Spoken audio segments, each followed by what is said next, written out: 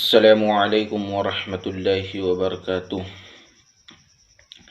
الحمد للہ وکفی وسلام علی عبادہ الذین اصطفی، اما بعد فاعوذ باللہ من الشیطان الرجیم، بسم اللہ الرحمن الرحیم۔ انما یخشی اللہ من عبادہ العلماء، وقال ان الذين قالوا ربنا الله ثم استقاموا تتنزل عليهم الملائكة، صدق اللہ العظیم۔ میرے محترم بزرگوں، دوستوں اور میرے غیور نوجوان ساتھیوں، آج 15 اگست ہے اور یہ 15 اگست ایک قومی تہوار ہے جو پورے ہندوستان کے اندر بڑے ہی دھوم دھام سے منایا جاتا ہے، کیونکہ اس تاریخ کو ہمارا ملک ہندوستان انگریزوں کے چنگل سے، انگریزوں کے ناپاک سائے سے چھٹکارا پایا ہے، اور اس ملک کو انگریزوں کے ناپاک سائے سے رہا ہونے میں، آزاد ہونے میں بہت بڑا کردار ہمارے علماء کرام کا تھا، بہت اہم کردار ہمارے علماء کرام کا تھا۔ جب ہندوستان کی مقدس سرزمین پر انگریزوں کا ناپاک سایہ پڑا اور وہ شاطرانہ چالوں سے یہاں کے مالک بن بیٹھے، جب باشندگان ہند پر طرح طرح کے ظلم و ستم کے پہاڑ توڑے جانے لگے، جب ہندوستانیوں کو غلام بنایا جانے لگا، جب ہندوستانیوں کا خون ان کے پسینوں سے بھی ارزاں ہونے لگا، تو ایسے نازک وقت میں سب سے پہلے جس شخص نے عالم بغاوت بلند کیا تھا وہ محدث کبیر، امام جلیل، رئیس الاولیاء شاہ عبدالعزیز ابن ولی اللہ محدث دہلوی علیہ الرحمہ تھے۔ یہ وہی مرد مجاہد ہے، یہ وہی درویش خدا ہے جس نے وقت سے بہت پہلے مسلمانوں کے حقوق کا اعلان کیا تھا، جہاں تک پہنچنے کے لیے ابھی دوسروں کو برسہ برس انتظار کرنا تھا۔ میرے دوستوں، شاہ عبدالعزیز ابن ولی اللہ محدث دہلوی علیہ الرحمہ کا فتویٰ کیا تھا؟ گویا کہ ایک برق بے اما تھا جو دشمنوں کے اوپر گر پڑی، انگریزوں کی نیند حرام ہو گئی، جگہ جگہ آزادی کے شعلے بھڑکنے لگے، جگہ جگہ آزادی کے پرچم لہرانے لگے، سینوں میں ولولے مچلنے لگے۔ مسند درس پر بیٹھ کر قرآن و حدیث کے درس دینے والے علماء کرام، خانقاہوں میں بیٹھ کر اپنے خون و جگر سے شمع اسلام روشن کرنے والے مشائخ اعظام اپنے مدرسوں اور خانقاہوں سے نکل کر میدان میں آ گئے اور فرنگیوں کے خلاف محاذ بنا کر منزل کے جانب بے سر و سامانی کے عالم میں نکل پڑے اور کہا، میں اکیلا ہی چلا تھا جانب منزل، مگر راہ رو آتے گئے اور کاررواں بنتا گیا۔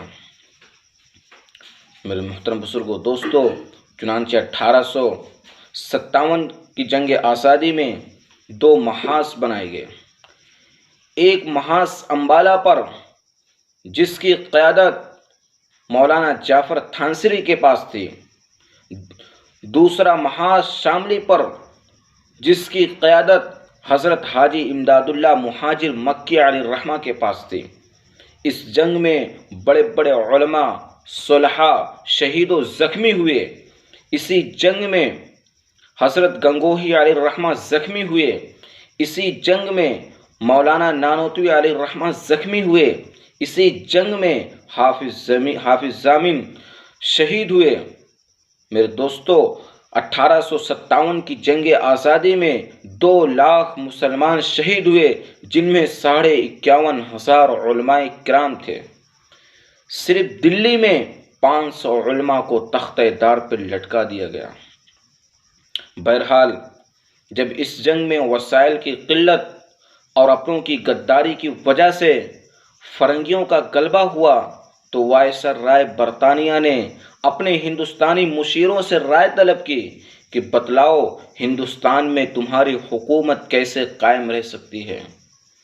تو ہندوستان میں رہنے والے سب سے بڑے سیاستداں ڈاکٹر ولیم یور نے جو رپورٹ پیش کی تھی اس میں لکھا تھا کہ ہندوستان میں سب سے زیادہ بیدار مسلمان ہیں، اس لیے مسلمانوں کو ختم کرنا ضروری ہے۔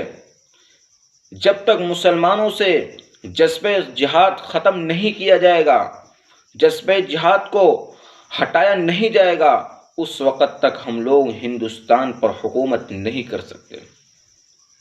اور یاد رکھو، ہندوستان سے جذبہ جہاد کو ختم کرنے سے پہلے ایک اور چیز کا ختم کرنا بہت ضروری ہے، وہ یہ ہے کہ ہندوستان سے علماء اور قرآن کو ختم کر دیا جائے۔ چنانچہ 1861 میں 3 لاکھ قرآن کریم کے نسخے بدبخت انگریزوں نے جلا دیے۔ اس کے بعد علماء کو ختم کرنے کا فیصلہ کیا۔ انگریز مورخ، انگریز کی تاریخ لکھنے والا مسٹر ایڈورڈ ٹامسن لکھتا ہے کہ انگریز نے ہندوستان سے 1864 سے لے کر 1867 تک انگریزوں نے علماء کو ختم کرنے کا فیصلہ کیا، اور یہ 3 سال ہندوستان کی تاریخ کے بڑے المناک سال ہیں، بڑے خطرناک سال ہیں۔ ان 3 سالوں میں انگریز نے 14,000 علماء کو پھانسی کے پھندوں پہ لٹکا دیا۔ انگریز مورخ مسٹر ایڈورڈ ٹامسن لکھتا ہے کہ دلی کی چاندنی چوک سے لے کر خیبر تک کوئی ایسا درخت نہ تھا جس پر علماء کی گردنیں نہ لٹکی ہوئی ہوں۔ ٹامسن کہتا کہ علماء کے جسموں کو تانبے سے داغا گیا۔ ٹامسن کہتا کہ علماء کو سوروں کی کھالوں میں بند کر کے جلتے ہوئے تنوروں میں ڈال دیا گیا۔ ٹامسن کہتا کہ علماء کو ہاتھیوں پہ کھڑا کر کے درختوں سے باندھ کر کے نیچے سے ہاتھیوں کو چلا دیا گیا۔ ٹامسن کہتا لاہور کی شاہی مسجد جس کے صحن میں انگریز نے پھانسی کا پھندا بنایا تھا، اس میں ایک دن میں 80 علماء کو پھانسی دی جاتی تھی۔ ٹامسن کہتا لاہور کی دریا راوی میں 80 علماء کو بوریوں میں بند کر کے، بوریوں میں قید کر کے انہیں دریا میں ڈال دیا جاتا تھا، اوپر سے گولیوں کا نشانہ بنا دیا جاتا تھا۔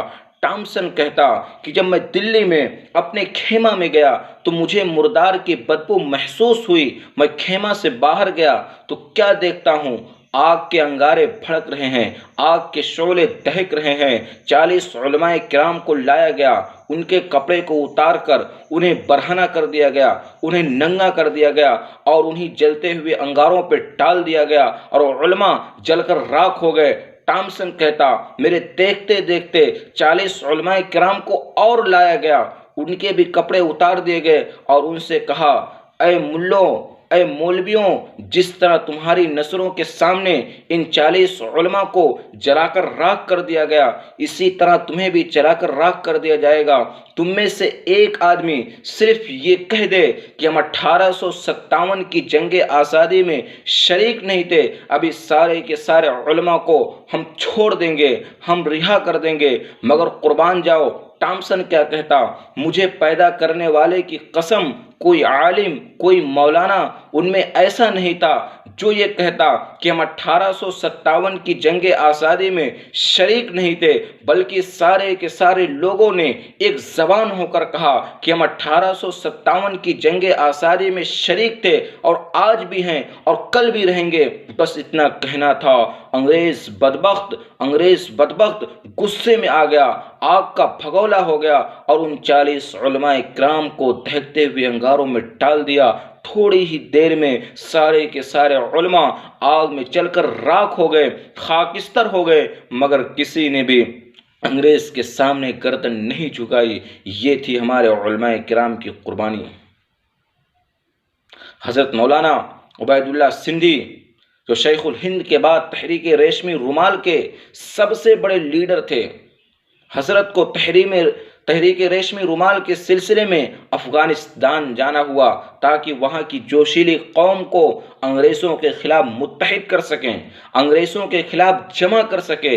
جب حضرت مولانا عبید اللہ سندھی رحمۃ اللہ علیہ افغانستان کے لیے روانہ ہو رہے تھے تو مولانا کے داڑھی کے بال نکل رہے تھے، اور جب مولانا روس افغانستان کی بادیہ پیمائی کر کے لوٹے ہیں تو مولانا عبید اللہ سندھی رحمۃ اللہ علیہ کے داڑھی کے بال سفید ہو چکے تھے۔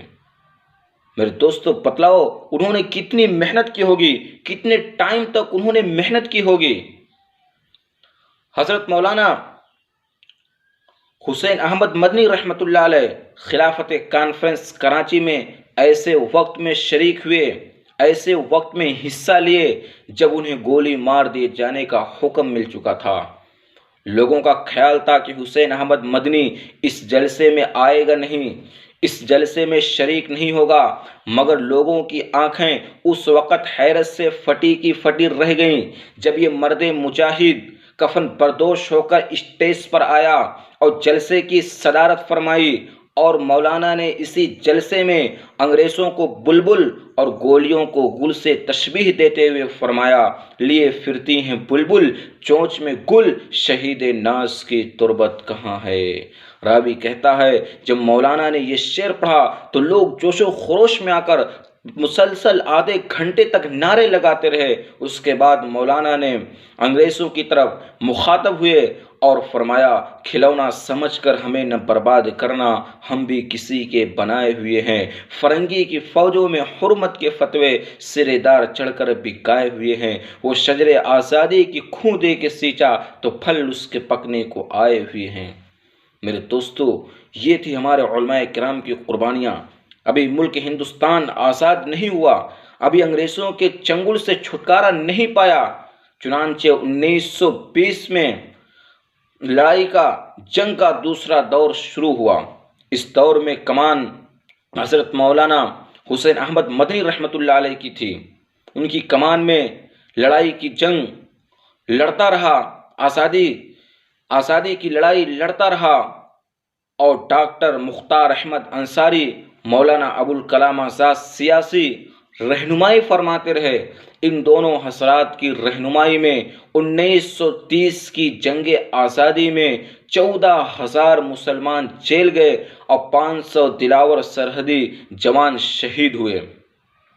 اس کے بعد ہندوستان کا 1947 میں ہندوستان کا آخری governor general lord Mountbatten رخصت ہو گیا، اور ہندوستان کو 1947 کے اندر کامیابی ملی جو شاہ عبدالعزیز ابن ولی اللہ محدث دہلوی علیہ الرحمہ کے دور سے چل رہی تھی لڑائی، وہ آ کر 1947 کے اندر کامیاب ہوئی۔ انگلو محمڈن بلاک کا ایک حصہ ایک نئی سلطنت پاکستان قائم کر کے اس کا حکمراں بن گیا، اور دیوبند کے آزاد بلاک کو 80% ہندوستان کی حکومت ملی۔ دو بڑے لیڈر ڈاکٹر جواہر لال نہرو، مولانا ابوالکلام آزاد ان ہندوستانی عوام کی آزادی اور جمہوریت کے محافظ اور ذمہ دار ہوئے۔